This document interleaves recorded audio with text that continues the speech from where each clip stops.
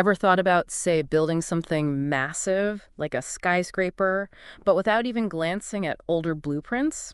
Seems risky, right? Definitely. And that's kind of what precedent research is for understanding any topic, really. It's looking at those blueprints. Right. So today on the deep dive, we're getting into that, how to handle all the existing work without, getting totally swamped. Exactly. We've been looking at this text, Evaluation of Precedent Research, because you told us you need a clearer way to approach this. A framework, maybe, Yeah. for why we need to look back and also how to do it without losing weeks or months. That's the goal, to show it's not just some academic box-ticking exercise. It's foundational. It helps you work smarter. Okay, so let's start with the why. Why can't I just, run with my own brilliant ideas? Why look at what others did? Well, because fundamentally, all new thinking, all new research, it builds on what's already there. It's like adding to a conversation that's already happening. Good. Previous work helps show that your topic is actually significant. It defines the scope. The source mentioned an example, missiological principles for second, third generation Korean Americans. Right. Maybe there isn't much directly on that specific group, but there's probably loads on other immigrant communities or how cultures change over time. Ah, I see. So related fields give you context. It mentioned things like the different challenges groups face, slavery, economic issues, persecution, disasters, and this idea of cultural distance. Precisely. You look at those related areas and you start to see, okay, what general principles might apply here? What's maybe unique? So it validates your question, and it also shows you what's not known yet. The edges of the map, so to speak. Exactly. It establishes the boundaries. It pinpoints the gaps where your work can contribute. For the Korean American example, the source suggests there's likely a pretty solid theoretical base already there from studying other groups. This is where I think it gets really practical. It's not just findings, but the way people looked at things before. The theoretical perspective. Yes, absolutely. Precedent research sets those theoretical perspectives, and that lens you choose. It affects everything, the methods you pick, how you interpret your data. So your conclusions are shaped by that initial framework. Totally. Think about the Turkana people example in Kenya. Yeah. At first, not much direct research on their receptivity to the gospel. Okay. But researchers looked at studies of their environment, their culture, politics, economics. They also looked at broader research on things like receptivity itself, worldview change, pastoral peoples in similar regions. And that wider context let them build a kind of theory. Yes, a predictive theory about what might happen. And the source notes that later on, that theory was largely validated when they saw significant church growth. Wow, 60 new congregations. That really shows the power of building on that existing knowledge base. It does. And it's not just big theories. Reviewing studies often helps you identify specific variables or factors you need to consider. Things you might not have thought of on your own. Right. And sometimes the gold is hidden in plain sight in the recommendations for further research section of papers. It's like getting pointers for your own work. The source also brings up evaluation. How do we judge research? It says prior work helps establish the values and criteria. Evaluation isn't value-free. You need criteria to judge worth, merit, quality, maybe even theological orthodoxy, depending on your field. And those criteria often come from the existing body of research. Often, yes. Or from related disciplines.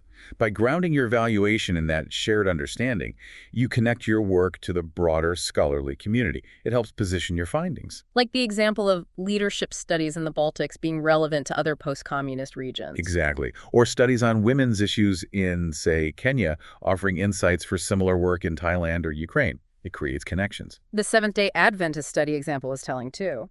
They looked at growth in Southern California. But missed the chance, apparently, to compare those trends with other denominations in the same area. That comparison could have added a lot more depth. So that broader context is key for interpretation. It really is. A good review of what's come before informs everything.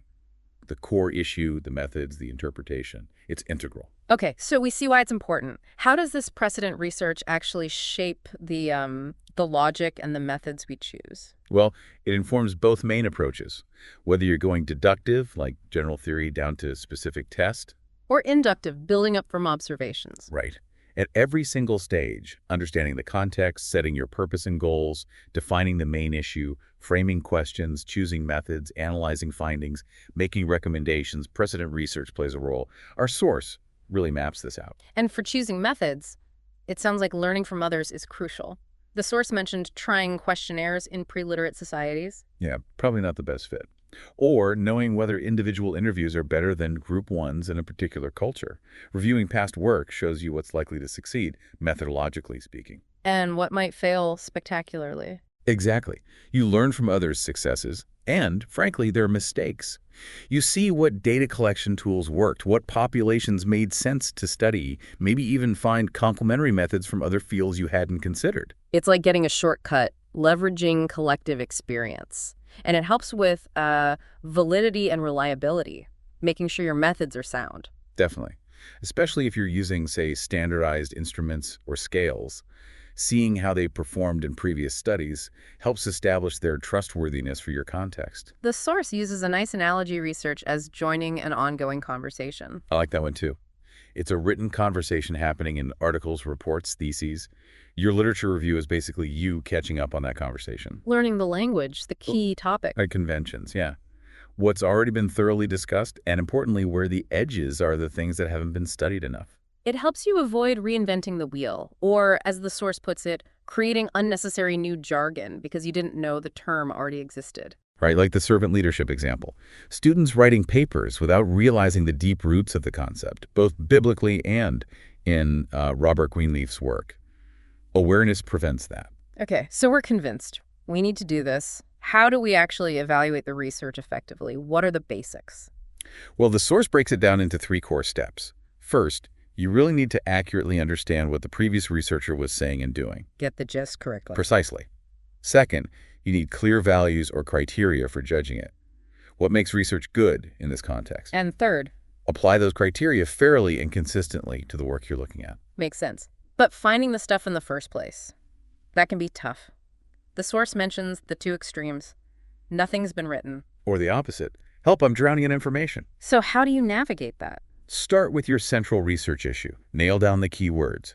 Then hit the database's library catalogs, specialized ones like ERIC or ProQuest, Google Scholar, dissertation abstracts. Think broadly at first. Don't forget things like missiological abstracts or religion index if that's your field. Exactly. And open web searches can uncover unpublished papers, blogs, conference materials, sometimes really current stuff. And the librarian. Never underestimate a good research librarian. Absolutely critical resource. The advice is to start broad, maybe with recent general texts or review articles. Look at things from different disciplinary angles too, theology, history, sociology, whatever fits. Then follow the breadcrumbs, bibliographies, tables of contents. Yeah, see who the key authors are, what the main themes in recent books are. Read reviews. Gradually, you narrow down, you decide on your theoretical angle, your methods. And then you define the boundaries of what you will review for your specific project. Exactly. You define the scope that's truly relevant. Okay, so you've gathered your sources. Yeah. Now the actual evaluation. The source says look at it from 2 angles. That's right. First, what was the original author trying to do? Understand their perspective, their intentions, their context, who, why, when, where, to whom. Basic hermeneutics, really. Trying to understand it on its own terms first. Yes. And then the second angle, relevance. Ask the so what question for your research.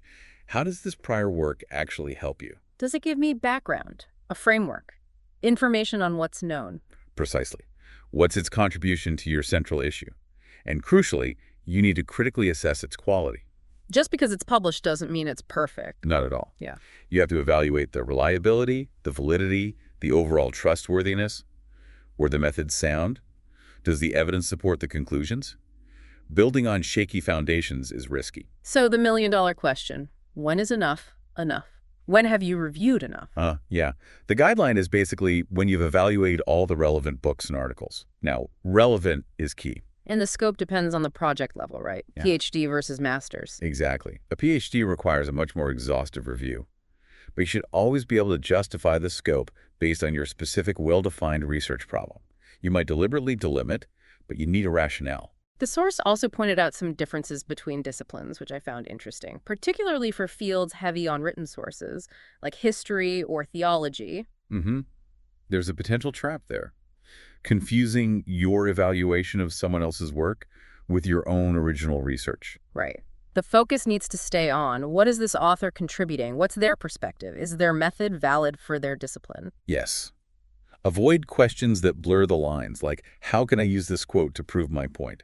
Focus on understanding them first. This is less of an issue, usually in fields using surveys or observations.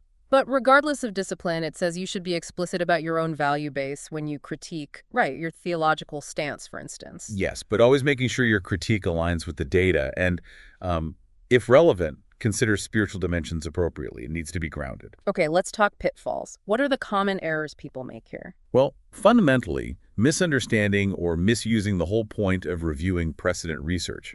That can lead to a faulty theoretical framework for your own work. Like just listing sources without actually engaging with them? A bibliography isn't a review. Correct. Or just summarizing what others said.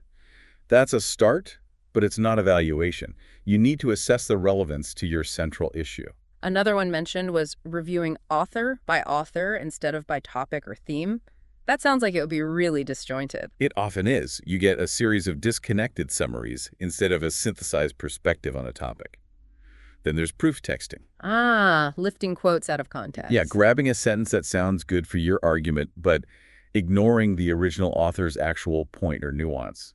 Big credibility killer. Related to that is misinterpretation or eisegesis, reading your own ideas into the text. Exactly. The goal should always be exegesis, understanding what the original author meant for their original audience. And then the really serious one, plagiarism. Absolutely.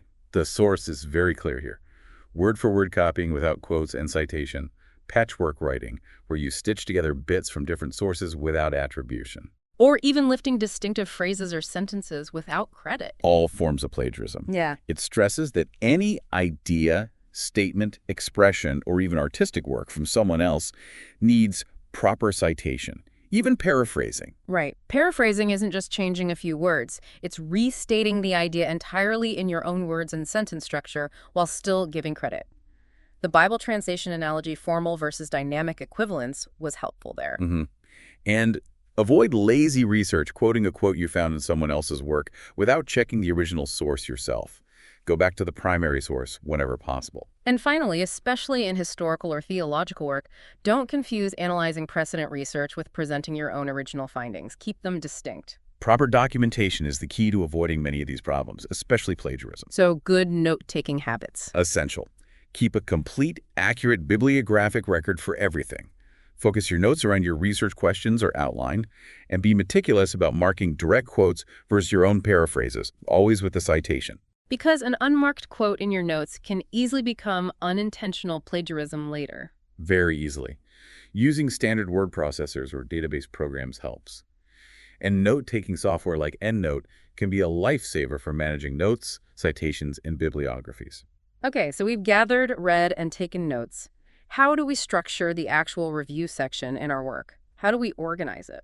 The goal is to show you're conversant, that you understand the key players and the main debates related to your central issue. So not just a random collection of summaries. Definitely not. The source suggests organizing it logically, maybe by major categories related to your study, the background context, the major issue itself, key research questions or hypotheses that others have explored, the theoretical frameworks they used. The values involved, the methodologies employed, the significance they found. Right. And for each category, you don't just list who said what, you synthesize it. You summarize the state of the conversation, the different perspectives, the agreements and disagreements. That synthesis sets the stage for your own work. Especially important if your study is evaluative, you need that section on values clearly laid out in the literature review. Absolutely. And typically this review section comes fairly early in your paper or thesis, usually before you describe your own methodology. But it needs to stay focused, right? Not just reviewing everything tangentially related. Critically important. Yeah. The review must be tightly constrained to what is genuinely germane to your central research issue. The source had some good guiding questions for deciding what to include. Does this help me understand the context? Does it relate to my research questions? Does it help establish values or criteria? Does it guide my method selection? Does it provide a theoretical base for interpretation? If the answer is no, maybe leave it out. Probably. Right. Unless you have a strong reason for including it, stick to literature that directly helps you address your central research issue. And remember, for missiological topics especially, that might mean drawing from theology, anthropology, sociology, history, a range of discipline. Unless you deliberately delimit that. The source wrapped up with a really useful table, didn't it? Showing how the review connects to every part of the research design. Yes. Table 2. It maps out the contributions to the review from each stage and the contributions from the review to each stage. It's quite insightful. It shows, for instance, how the review helps you narrow your scope, justify your purpose, identify key variables to study. Understand different methodological options, provides a basis for analyzing your findings, and even helps you see where your study fits in the bigger picture and what recommendations might be appropriate. It reinforces how integral the review is. It really drives home that this isn't just preliminary work you get out of the way. It's woven through the whole process. Exactly. A thorough, critical review of precedent research is truly the bedrock for any solid piece of research or knowledge acquisition. So, wrapping up our deep dive today, looking back at existing research isn't optional, it's essential. It saves time, prevents mistakes, and makes your own contribution much stronger. Right. And hopefully, this framework we've discussed, drawn from the source material, gives you, our listener, a practical way to approach this, whatever topic you're exploring. Maybe think about a subject you're digging into right now. How could consciously applying these ideas, understanding the context, the methods, the gaps, deepen your own understanding? Because really, figuring out how to effectively join that ongoing conversation is the key to making a meaningful contribution yourself. As always, we're keen to hear your reflections or any questions this sparked. Thanks for joining us on the deep dive.